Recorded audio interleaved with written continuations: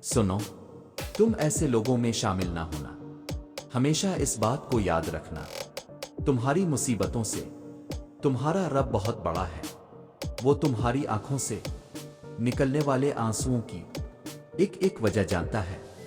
वो उनको अपने कुन से खुशियों में बदल देगा। बस वो चाहता है कि तुम इस पर यकीन रखो। हाँ, वो जानता है कि किसके लिए सब्र करना कितना मुश्किल हो रहा है, पर वो जो तुम्हारे लिए सोच रहा है, तुम्हारा ये सब्र इसके सामने बहुत मामूली है। अल्लाह हमारे गम और परेशानियों को समझता है और हमें अपनी रहमतों से नवाजता है। मायूस ना होना, जिनके लिए मुश्किलात ज्यादा होती है, इनकी तरफ से रब की मोहब्बत और इनाम भी ज्यादा होती है।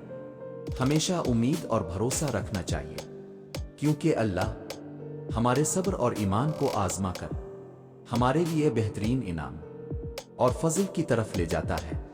कुरान पाक हमें जिंदगी के हर मोड़ पर तसल्ली देता है।